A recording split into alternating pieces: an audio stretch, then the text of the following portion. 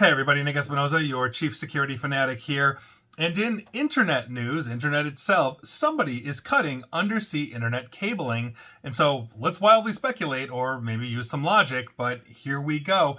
Tom's had a really good write-up on this by Joey Morales, and here we are. So here's what's happening. An internet cable connecting Finland to Germany and another one between Lithuania and Sweden, both obviously running under the Baltic Sea, were cut within 24 hours of each other. Now, this may be accidental damage. It happens, but that's also incredibly rare. These cables are huge, they're hardened. It's not like a data cable you'd run off the back of your computer into the wall. These are designed to take a lot of punishment, including sharks trying to eat them. So this disruption of these two cables around 65 miles apart and happening almost simultaneously is a sign of sabotage. That's according to Germany's defense minister, Boris Pistorius. Quote, "Nobody believes that these cables were accidentally severed.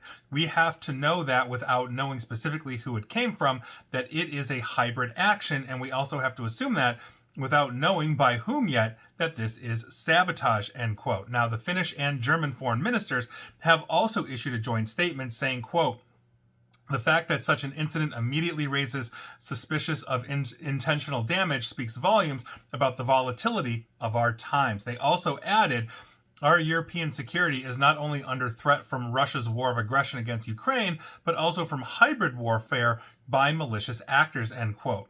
Now, for the record, these events came a few months after NATO warned that Russia was developing strategies to disrupt the global internet, with basically the latter mapping undersea fiber optic cables as future reference.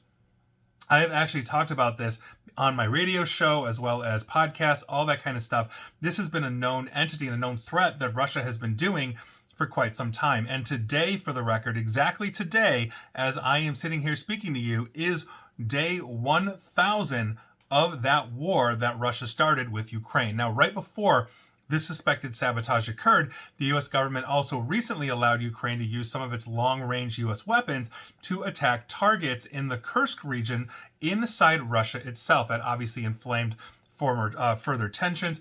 Russia actually promised a nuclear attack against the United States as a result of this.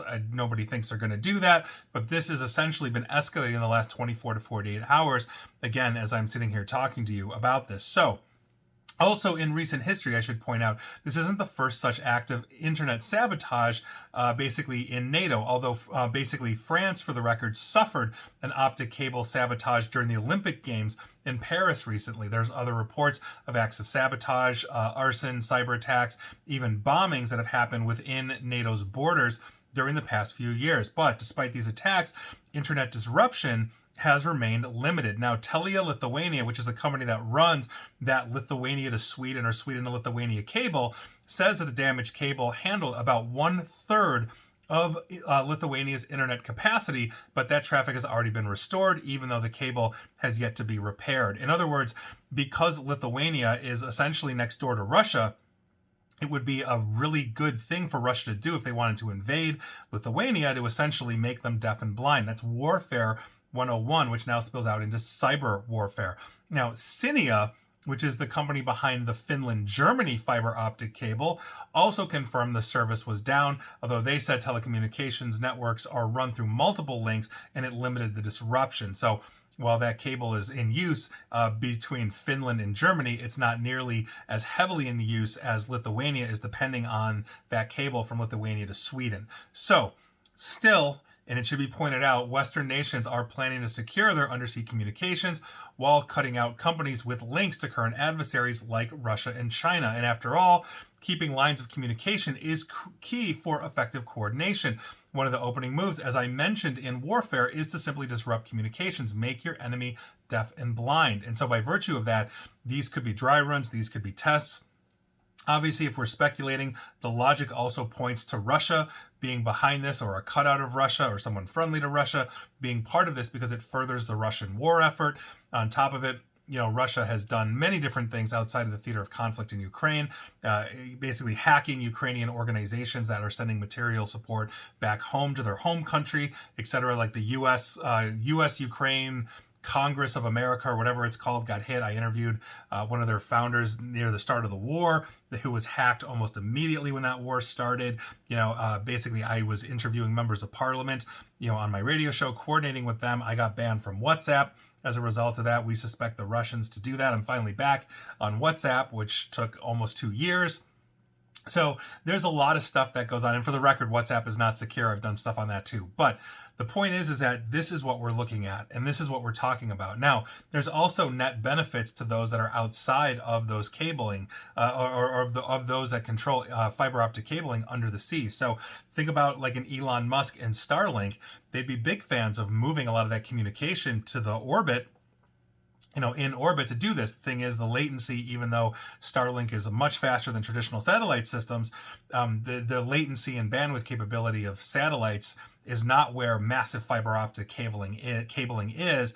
And quite frankly, I don't think it ever would be, although it could be pretty close. I mean, we'd have to completely blanket the orbit with Starlink satellites or a competitor. But these are the kinds of people that look at this and think, that's not too bad for me. Starlink, maybe I can sell more receivers, right? So again, not blaming, and for the record, I'm not blaming Elon Musk for any of this.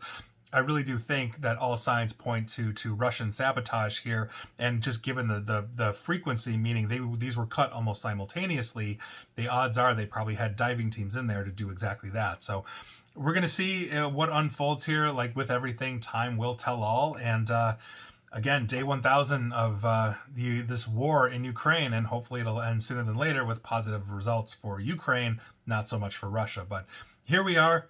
And heads up, if you're in Sweden, Lithuania, Finland, or Germany, you may have internet disruptions as a result of your neighbor to the east. And please like, share, follow me here on Facebook and Twitter at NickAESP. And please feel free to subscribe to me at YouTube as well. And as always, stay safe, stay online, and please attempt to stay private. Thanks, everybody.